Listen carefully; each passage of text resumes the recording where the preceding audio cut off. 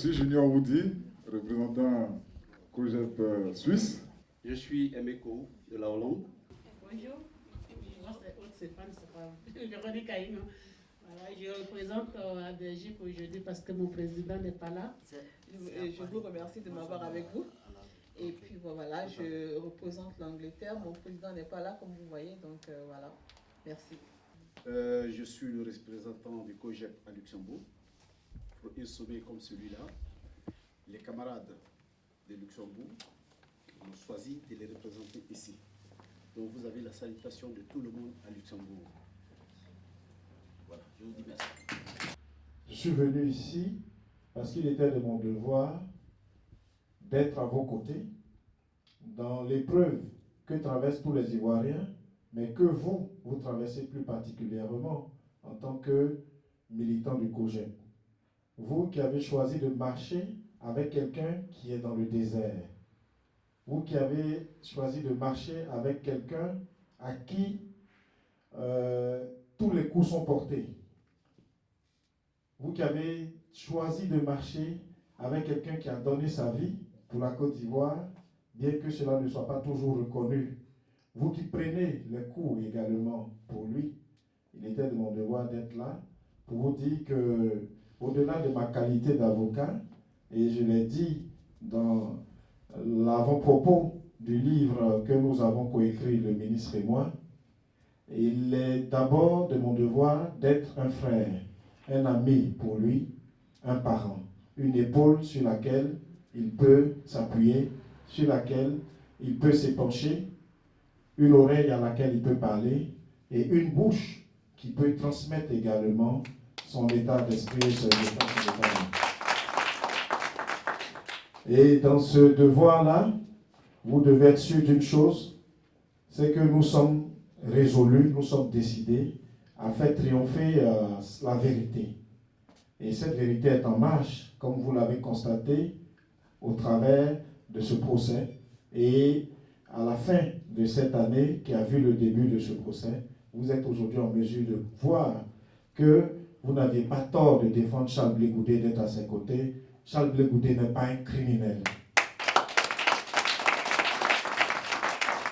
Et c'est grâce à votre soutien aujourd'hui que sa personne a traversé les frontières de la Côte d'Ivoire pour s'épanouir aujourd'hui en Afrique et même au-delà. Car de partout nous recevons des messages de soutien en sa faveur et en la faveur de la cause qu'il défend. Vous êtes le vice-président du COGEP France et le président du comité d'organisation de ce premier sommet des conseils des représentants extérieurs du COGEP à Paris. À quoi répond ce sommet? Ce sommet répond à un appel qu'on lance à toutes les représentations, un appel qu'on lance aux Ivoiriens, aux Ivoiriennes, mais surtout aux militants COGEP, pour leur dire qu'il faut un apport conséquent pour rendre le COGEP plus fort. Il est déjà fort, on sait, c'est le parti d'avenir, mais il faut le rendre plus fort à travers toutes nos contributions. Monsieur Jean-Claude Niawa, bonsoir. Bonsoir. Là aujourd'hui, vous organisez le premier sommet des conseils des représentants extérieurs du COGEP à Paris. Quel est le but de ce sommet? Merci beaucoup de me donner la parole. Je pense que l'organisation de ce sommet répond à une culture traditionnelle depuis l'existence du COGEP en tant que mouvement de pression, mouvement politique et aujourd'hui parti politique sur le territoire européen.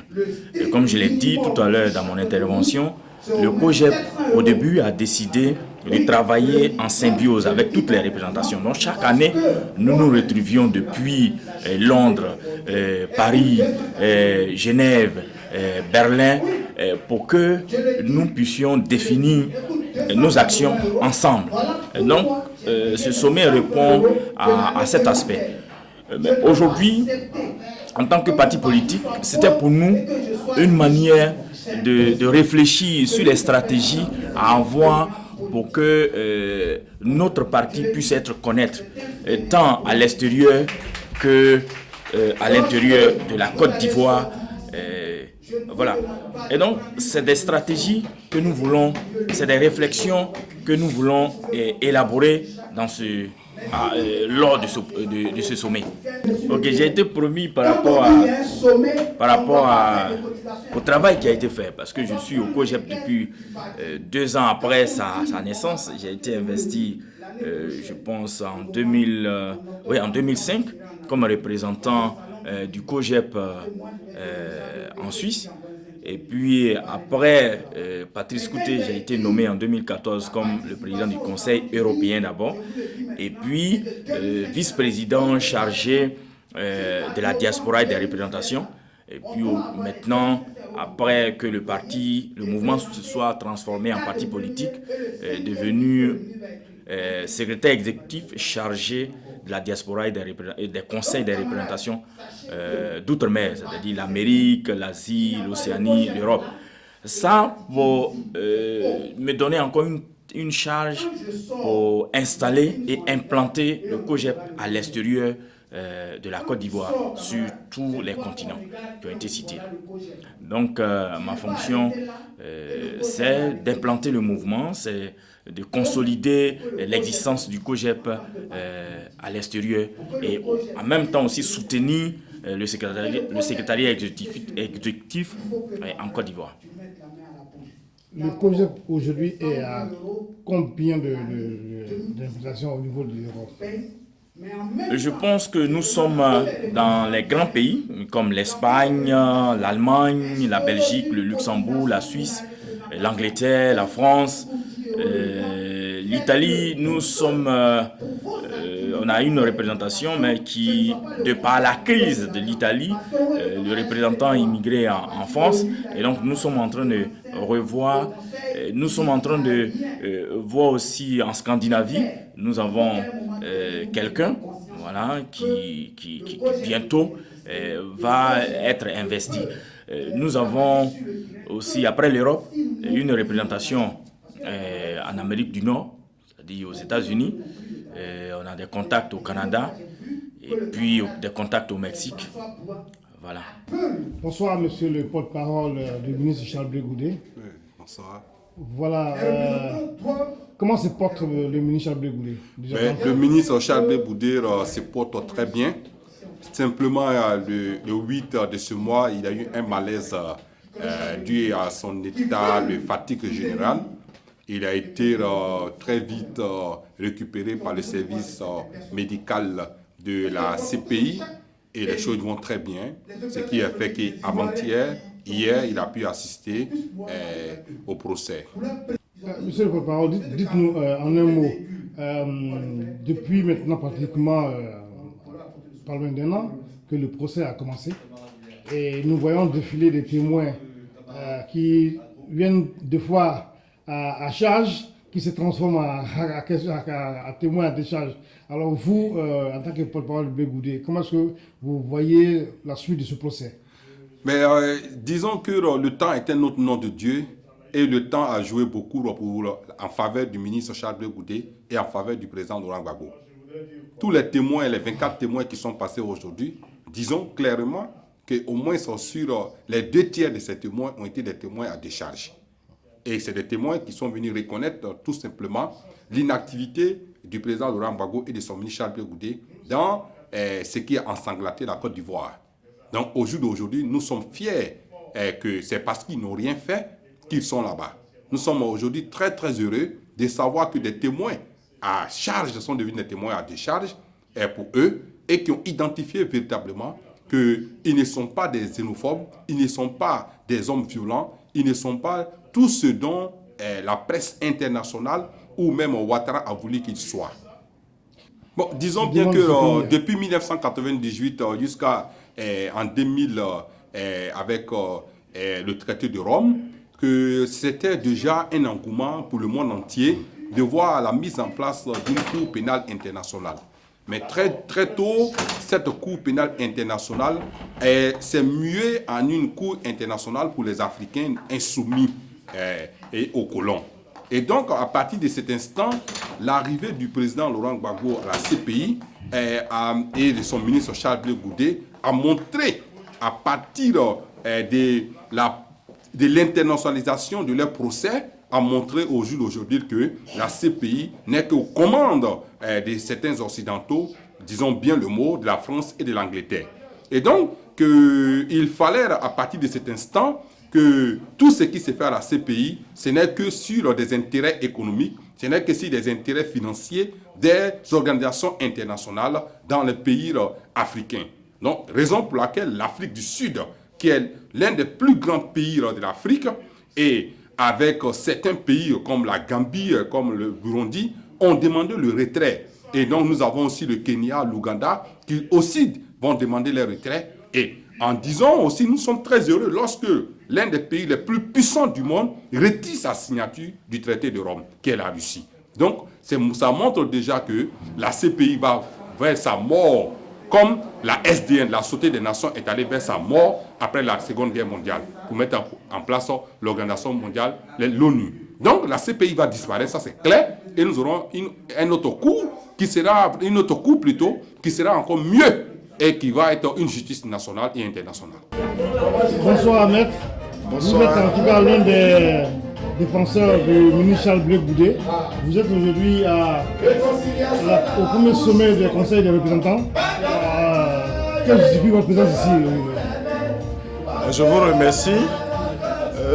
Ma présence se justifie par le fait que le ministre Charles Blé Goudé étant dans les conditions que vous savez, à l'issue de cette année de procès, à partir du moment où ceux qui se réclament de lui se réunissaient dans la capitale française, il était important que je leur porte les encouragements et les salutations du ministre. C'est donc dans ce cadre que je suis venu leur porter les dernières nouvelles effectivement du ministre Charles Blé Goudé. Nous sommes au 26e ou 27e témoin, si je ne m'abuse, un témoin à charge contre le président Laurent Gbagbo et Charles Blé Goudé.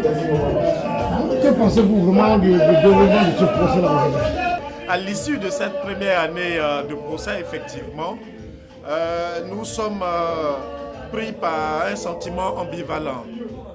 D'un côté, nous pouvons marquer notre satisfaction d'avoir enfin vu ce procès débuter, parce que l'attente qui précédait le procès permettait de maintenir l'idée et l'image que le président Laurent Gbagbo et le ministre Charles Blé Goudé étaient, que les charges étaient fondées contre eux. Et finalement, nous étions impatients de faire ce procès parce que nous étions certains que ça allait être l'occasion de dévoiler les faits tels qu'ils se sont déroulés et de montrer qui sont réellement Charles Blé Goudé et Laurent Gbagbo. Et je crois qu'à l'issue donc de cette première année, l'opinion a changé et il a été démontré également que les fameuses charges et les preuves qui les sous-tendaient n'existaient pas. Et par conséquent, donc, nous partons de cette première année de procès avec un sentiment de devoir accompli, de satisfaction, mais en même temps, nous avons le sentiment aussi d'une certaine tristesse. Tristesse de savoir que deux personnalités sont détenues depuis 5 ans et que, en définitive, on se demande s'il y avait une quelconque raison pour les maintenir dans les liens de la détention. Parce que, comme je viens de vous le dire, nous démontrons qu'aucune raison ne pouvait justifier leur arrestation et leur maintien à la prison de la CPI. Maître, avant de donner les questions, l'équipe de défense du ministre dans votre parti a renforcé son équipe encore avec une avocate camerounaise. Pourquoi? Quelles sont les craintes ou alors quels sont les avantages d'avoir celle-là comme avocate supplémentaire? Alors vous savez, nous sommes dans un combat qui est perçu par-delà la Côte d'Ivoire comme un combat pour la libération aussi des mentalités africaines et la libération de l'Afrique elle-même du joug, n'est-ce pas, d'un certain nombre de puissances, des puissances d'argent, des puissances médiatiques et des puissances politiques internationales. Et notre cause, celle que nous défendons à La Haye, n'est pas qu'une cause africaine, c'est même pour cela que l'équipe de Charles Blé Goudé, tout comme celle du président, mais je parle ici de M. Charles Blé Goudé, reflète la diversité des compétences qui ont décidé de se mettre à son service. Et en même temps, Charles Blé Goudé inscrit son combat dans une vision qui est internationale. D'abord une vision universelle parce que le combat pour la liberté et la démocratie est un combat auquel tous les peuples ont droit. Et par la suite, Charles Blé Goudé, dans toute son action, s'est inscrit dans l'idée de panafricanisme. Par conséquent, il n'est pas étonnant que de part d'autres pays africains, des compétences qui se manifestent et qui souhaitent apporter leur contribution soient accueillies. Et c'est dans ce contexte que Maître Josette Kadi, qui est une avocate internationalement reconnue, a été vue comme pouvant porter également cette vision dont je viens de parler. Et c'est dans ce cadre que nous avons été honorés et heureux de l'accueillir. Et elle aura sa part dans le combat judiciaire et extrajudiciaire également qui est en cours. C'est également pour Charles Blé Goudé une façon de remercier tous les autres peuples africains et de leur rendre hommage, tous ces peuples africains qui lui témoignent leur soutien depuis qu'ils se trouvent dans cette situation. Et Maître Kadi, en tant que Camerounaise, est représentative justement des peuples africains qui soutiennent la cause ivoirienne. Et ça me permet d'ailleurs de dire que c'est à cette occasion, à l'occasion de l'arrivée de Maître Kadi, que Charles Blé Goudé a revêtu sa tenue camerounaise. Et il est très important d'ailleurs de dire qu'il ne l'avait pas revêtu pour soutenir une quelconque partition ou un quelconque peuple du Cameroun l'un contre l'autre dans le cadre de la crise que ce pays connaît actuellement, mais c'était d'abord pour montrer son africanité, comme il le fait d'ailleurs en abordant les tenues de différents pays et de différentes régions de la Côte d'Ivoire. C'était également une occasion de saluer l'arrivée de notre confrère et de saluer le peuple camerounais. Et en tant que panafricaniste, Charles Blé Goudé ne peut être qu'attaché à la souveraineté des États africains et à leur unité. Dernière question, est-ce qu'il va très bien? Et quels sont ses rapports aujourd'hui avec le président Laurent Gbagbo? Il va très bien, il va très bien. Il a eu un petit moment de fatigue, comme nous en connaissons tous d'ailleurs au sein de l'équipe, en raison de la charge énorme de travail qui nous incombe. Et cette charge de travail également pèse sur le ministre Charles Blé Goudé et les accusés, parce que le ministre Charles Blé Goudé est très impliqué dans sa défense, donc il travaille autant, sinon plus que ses avocats. Et puis le fait de devoir être présent tout le temps est une source de fatigue. Et puis bien entendu, il y a aussi le changement des températures. Ce n'est pas facile tout cela combiné, mais il n'y a rien d'alarmant. Il y a eu plus de peur que de mal. Et le ministre est prêt à faire face à sa destinée au niveau de la CPI et en dehors. Et au niveau de la cohabitation, elle est au beau fixe. Je pense que les faits parlent d'eux-mêmes et le ministre Charles Blé Goudé est aux côtés du président Laurent Gbagbo comme un fils le serait aux côtés de son père. Dire aussi merci à Maître, remercier tous ceux qui ont participé à ce sommet. Comme je l'ai dit tout à l'heure, un sommet, c'est un moment de réflexion. Je suis très heureux de voir presque tous les représentants de l'Europe. Nous avons eu des communications des représentants des États-Unis, de la Philippine. Nous n'avons pas eu le temps de les lire, mais ils étaient dans le même esprit que nous et ils prendront acte de ce que nous avons décidé ici parce que nous travaillons en symbiose et ils savent du jour au jour ce que nous faisons. Et donc, je voudrais, à la fin de notre rencontre, dire qu'il faudrait que ces interventions soient une réalité, véritablement par rapport à certains points qui ont été énumérés ici et dictés, parce que c'est ensemble que nous pouvons construire cette Côte d'Ivoire à travers l'instrument qui est le COGEP, l'instrument que Charles Blé Goudé met à notre disposition. parce que personne ne viendra à notre place pour pouvoir construire la Côte d'Ivoire. Et donc, il faut que ces résolutions-là soient pratiques pour que dans un court, moyen, long terme, nous voyons des résultats.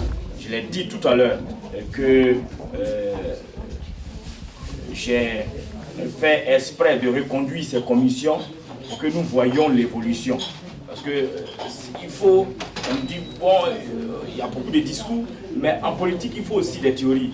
Il faut partir des idées et puis essayer de les confronter dans un plan scientifique comme ce que nous sommes en train de faire. Et donc, il faudrait qu'après des théories, qu'après des concepts, il y ait de la réalité, il y ait du concret. Donc, deux grands points que nous devons retenir: financer le parti et implanter le parti. Financer le parti et implanter le parti. C'est très important. Parce qu'on crée un parti politique pour prendre le pouvoir. Et pour prendre le pouvoir, il faut des voix. On dit en allemand, eine Stimme plus eine Stimme machen zwei Stimmen. Une voix plus une autre voix donne deux voix. C'est une règle arithmétique. On doit faire les discours. Mais quand on va en campagne, qu'est-ce qu'on cherche? C'est les voix. Et donc, pour pouvoir avoir ces voix, il faut aider les camarades qui sont sur le terrain pour qu'ils partent pêcher ces voix. Et donc, camarades, je voudrais vous saluer ce dynamisme-là qui nous caractérise, et je pense que je peux compter sur vous pour que nous puissions aller de l'avant, pour que vive la Côte d'Ivoire, pour une Côte d'Ivoire prospère et unie. Je vous remercie. Merci.